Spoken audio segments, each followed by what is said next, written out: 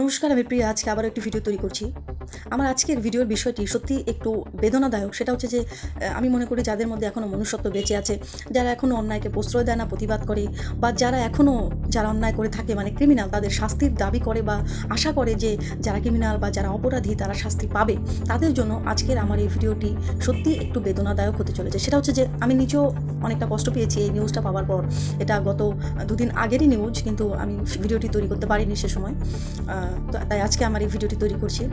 কথাটা হচ্ছে যে আমরা এই মুহূর্তে আমাদের তিলোত্তমা অভয়া, যাকে নিয়ে পুরো রাজ্যের প্রত্যেকটি মানুষের মধ্যে একটা ফিলিংস কাজ করেছে এবং এখনও করে চলেছে। আমরা প্রতিনিয়ত একটা আশার মধ্যে আছি, একটা আশার মধ্যে বাঁচি যে এইরকম মর্মান্তিক একটি ঘটনা, এরকম ভয়াবহ একটি ঘটনা, এমন একটি বেদনাদায়ক, মানে কাউকে মেরে ফেলার উদ্দেশ্য, যে হ্যাঁ সে কোনো মানে তাদের বিরোধী ছিল, সে তাদের কোনো গোপন তথ্য জেনে ফেলেছিল, তাকে মেরে ফেলা হলো, তাকে গুলি করে মেরে ফেলা হলো, তাকে শ্বাসরোধ করে মেরে ফেলা হলো, তাকে নর্মাল আমি ধরে নিলাম যে ধর্ষণ ওয়ার্ডটিও আমি ইউজ করলাম, ধর্ষণ করে তাকে মেরে ফেলা হলো।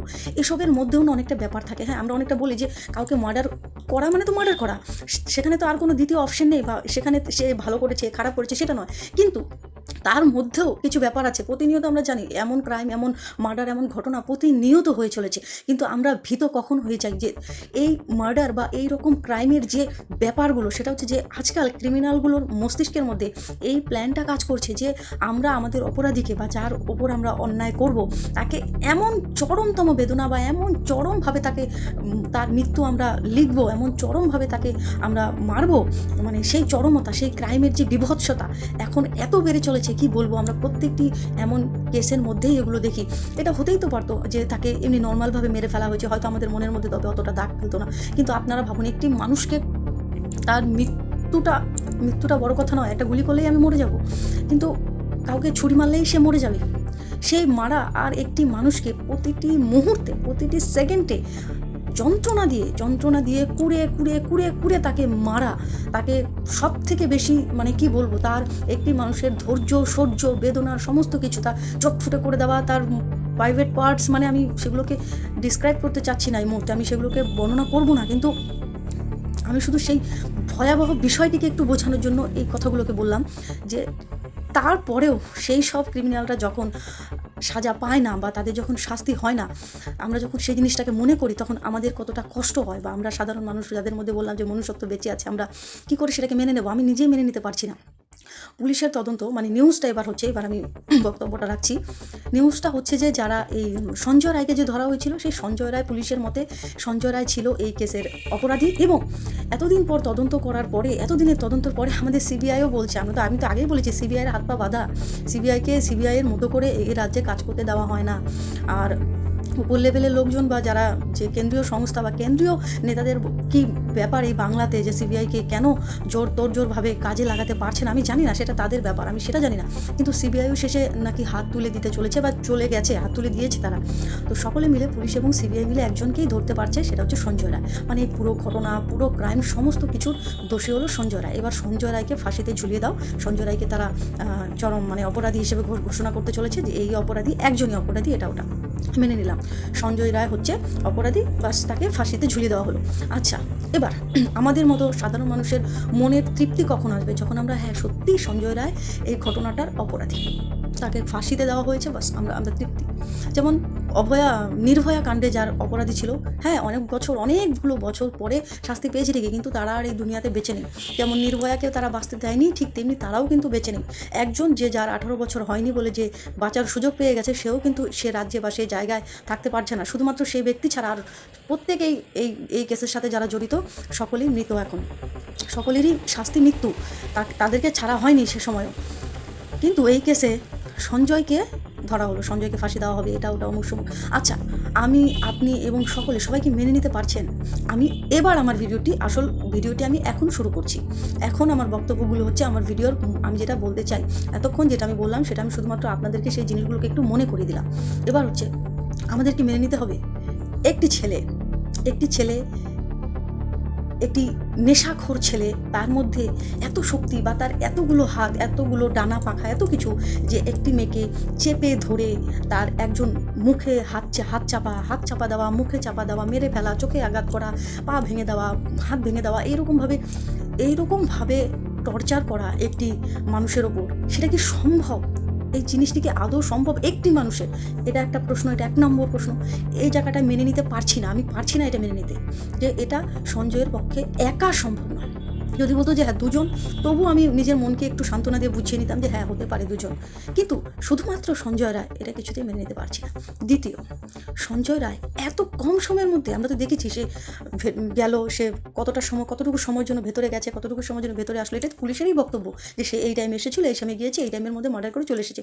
এত ভয়াবহ মৃত্যু কাউকে মারার জন্য, এত ভয়াবহভাবে মারার জন্য এতটুকু কম সময়ের মধ্যে, এটা তো সিনেমার থেকেও, সিআইডি ক্রাইম পেট্রোল সিনেমার থেকেও আগে চলে গেল, এটা কি সম্ভব? 2 নম্বর প্রশ্ন গেল।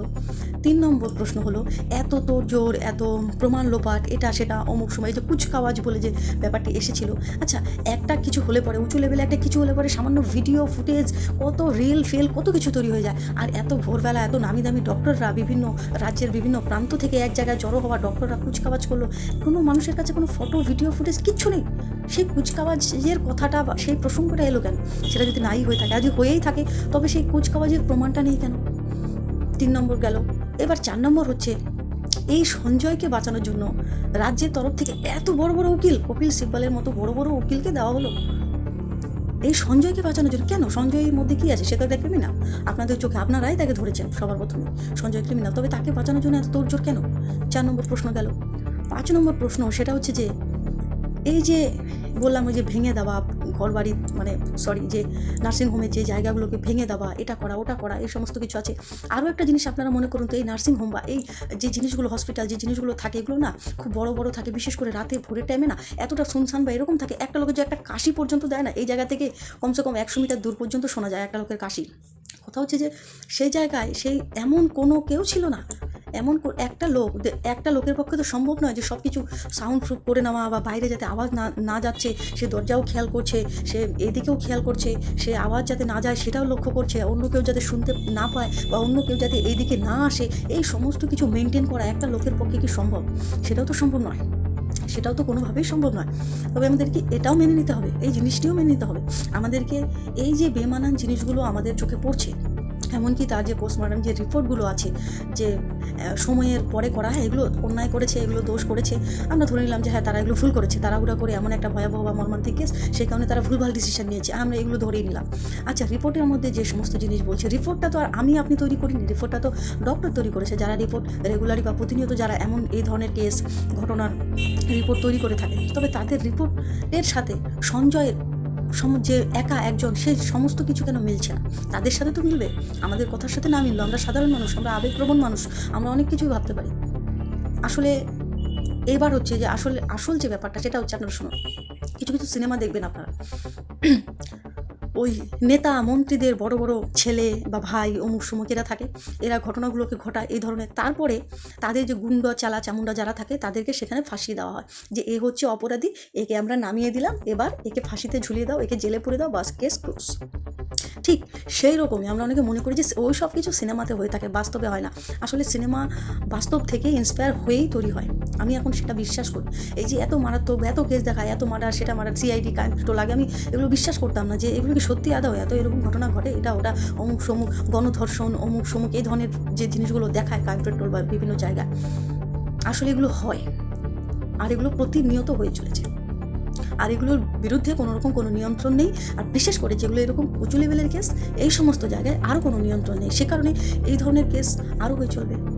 সঞ্জয় কখনোই এই কেসের মূল অপরাধী বা একক অপরাধী নয়, সে একজন, এর সাথে তার দূর পর্যন্ত কোনো সম্পর্কই নেই বলে আমি বলছি। হ্যাঁ, তাকে এখানে ফাঁসানো হয়েছে, সত্যিই তাকে এখানে ফাঁসানো হয়েছে।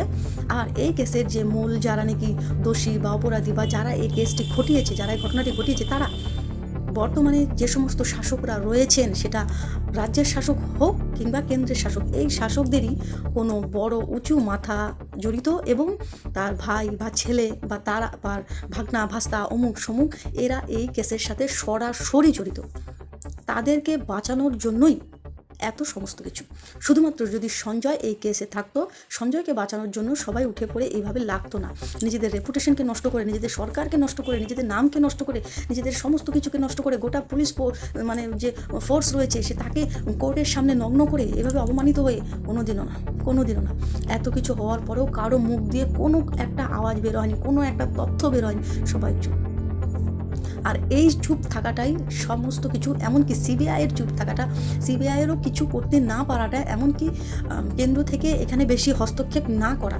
কেন্দ্র তো চাইলে এখানে অনেক হস্তক্ষেপ করতে পারতো, এটা তো তাদের একটা ভোট ব্যাঙ্কও বলতে পারে, যে তারা যদি এখানে নাক গলিয়ে ব্যাপারটিকে সলভ করে দিতে পারে, বা তোমার যারা নাকি অপরাধী তাদেরকে যদি ধরিয়ে দিতে পারে, তবে কেন্দ্র সরকারের প্রতি অবশ্যই লোকের সিম্প্যাথি, ভালোবাসা আরও বেড়ে যাবে, তারা এখানে আরও ভোট বেশি পাবে। কিন্তু তারাও সেটা করেনি, তারাও এখানে বেশি নাক গলায়নি। কেন গলায়নি সেটাই কথা, মূল মাথায় হচ্ছে সেখানে কোনো বড় ধরনের লোকই সেখানে। তাই এখন থেকে যে আমাদের রক্ষা তারা করবে, আমাদের রক্ষা কে করবে, আমাদের রক্ষা পুলিশ করবে, বা অমুক আছে পাড়ার মাতব্বর, বা অমুক আছে পাড়ার নেতা, অমুক সমুক, এই সমস্ত কিছু ছেড়ে দিই। আমরা এতটা অসহায় দিনে দিনে হয়ে গেছি, তার মূল কারণই হচ্ছে আমরা ধীরে ধীরে আত্মনির্ভর বা নিজের ওপর থেকে বিশ্বাস, ভরসা সমস্ত কিছু হারিয়ে ফেলেছি। আমরা কিচ্ছু করতে পারি না, আমরা অন্যের দলদাস, আমরা অন্যের ওপর নির্ভর করে এখন বাঁচি। আমরা প্রতিবাদ করতে জানি না, কোথাও কোনো অন্যায় হলে পরে, কারোর সাথে কারো মারপিট কোনো কিছু হলে পরে, কোনো জায়গায় বাজারে, রাস্তাঘাটে, পাড়ায়, অমুক সমুক, আমরা ভেটো ওদের ব্যাপার, আমাদের কী আছে, আমরা গুটে শুটে সেখান থেকে সরে যাই, বা আমরা সেটাকে দূরের থেকে মজা নিই, কারো ব্যাপারে আমরা ইন্টারফেয়ার করতে চাই না, বা কিছু বলতে চাই না, বা অমুক এটা। আর এগুলোই ধীরে ধীরে আমাদের সমাজটিকে একদম ভেতর থেকে শেষ করে দিয়েছে। সমাজের মধ্যেও একটি কিন্তু সামাজিক শক্তি থাকে, সেই সামাজিক শক্তিটি এখন আর নেই, সেই সামাজিক একতাটাও নেই, সেই সামাজিক শক্তিটাও নেই। এখন এই জিনিসটি পুরোপুরি বিলুপ্ত, আর তার জন্য দোষী আমরা। কারণ আমরা আমাদের মুখটা খুলতে চাই না, ভয়ে আমরা মুখটা খুলতে চাই না। আর এই ভয় কাটার উপায় আমি কি বলবো, যে সেটাই কথা, যে একতা না থাকলে পরে এই ভয় কখনোই কাটবে না। একা একা কোনো কিছু করা যায় না, একা একা একটা ক্রিমিনালের বিপক্ষে লড়াইও করা যায় না। কিন্তু যদি সকল মানুষ যদি এক থাকে, যে অন্যায়কারী, যে অপরাধী, তার বিরুদ্ধে অনেক কিছু করা যায়। তার জন্য কোনো পুলিশ, তার জন্য কোনো প্রশাসন, তার জন্য কোনো কিছু, তার জন্য কোনো নেতা, তার জন্য কোনো মন্ত্রী, কারো প্রয়োজন নেই। যে অন্যায় করেছে তার বিরুদ্ধে প্রতিবাদ করো, অন্যায় করেছে সাথে সাথে সকলে মিলে গর্জে ওঠো, সেখানে প্রতিবাদ করো। হোক না সে যে খুশি সে হোক, সে কোনো নেতা হোক, মন্ত্রীর ছেলে হোক, মন্ত্রীর মেয়ে হোক, অমুক হোক, সমুক হোক, তারাও ভয় পাবে। আমরা আজকের দিনে দাঁড়িয়ে এই সো কল্ড যারা সেলিব্রিটি বলে, মানে এমনভাবে আমরা এই নেতা মন্ত্রীদেরকে এবং এই মানে যারা কি বলবো, এদেরকে আমরা এতটা অতিরিক্ত দাম দিয়ে ফেলেছি, বা এত কিছু এদের জন্য আমরা দিয়ে ফেলেছি, যে এরা আজকে বিশাল বিশাল বড় সেলিব্রিটি, যাদের কোনো চেয়ারে বসার যোগ্যতা নেই, অথচ এরা আজকে বিশাল বিশাল বড় সেলিব্রিটি। আমরা তাদেরকে বানিয়ে দিয়েছি, আর তারা সেই আমাদের বানানো সিংহাসনে বসে বসে অপরাধের পর অপরাধ করে যাচ্ছে। কেউ ভালো নয়, আজকে আমি মন থেকে বললাম, কেউ কারো ভালো চায় না, সবারই পছন্দ শুধুমাত্র চেয়ারটা। তাই নিজেদের ভালোটা নিজেদেরকেই বুঝতে হবে, নিজেদের কেয়ার নিজেদেরকে করতে হবে, নিজের ফ্যামিলির সেফটি নিজেদেরকেই দেখতে হবে, নিজের সমাজের মধ্যে টিকে থাকা এবং সকল সমাজের লোকজনকে একসাথে নিয়ে বেঁচে থাকা, ভালো থাকা, সুস্থ থাকা, এটা নিজেদেরই দায়িত্ব। ওই অমুক আসবে ভালো করে দিবে, তমুক নেতা হলে ভালো হবে, তমুক এসে সব ঠিক করে দিয়ে যাবে, তমুক এটা হবে, তো এই ঝগড়া হলে তমুককে ডাকবো, সব মিটে যাবে, এটা হলে এটা হবে, অমুক প্রমুখ, হ্যান ত্যান ইত্যাদি। না, এই কোনো কিছুই না, এই সব কিছুই এখন ভুল। শুধুমাত্র আত্মনির্ভর মানে নিজে ইনকাম করতে পারি, সেটা মানেই আত্মনির্ভর নয়। নিজেদের সুরক্ষা, নিজেদের রক্ষা, নিজেদের সেফটি নিজেরা করতে পারা, এটাই এই ব্যাপারটিকেও বলে আত্মনির্ভর।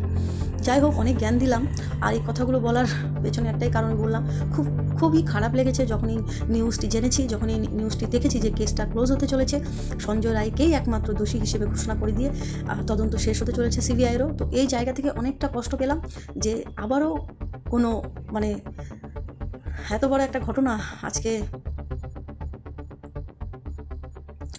নির্যাতিতার বাড়ির লোকজনেরা, মানে আমার কাছে আমি এই মুহূর্তে ভাষা পাচ্ছি না, আমি এতটা কষ্ট পেয়েছি এই ঘটনাটিতে। আমি খুবই কষ্ট পেয়েছি যে এভাবে, মানে আমার হাতে কিছু নেই, আমার হাতে যদি থাকতো তবে আমি সত্যি কিছু করতাম, কিন্তু যেহেতু আমার হাতে কিছু নেই, আমি ওই যে সাধারণ মানুষ, আমরা নিজেদেরকে এতটা ক্ষুদ্র করে ফেলেছি যে তাদেরকে ছোঁয়ার মতো ক্ষমতা আমাদের নেই এখন আর। তো অপরাধীরা হেসে খেলে ঘুরে বেড়াবে, আর সেই বাবা মায়ের চোখের জল আমাদেরকে সারা জীবন হয়তো সোশ্যাল মিডিয়াতে দেখতে হবে যে তারা তাদের মেয়ের জন্য কাঁদছে। ব্যাস, ভালো থাক, আর কিছু বলতে চাই না।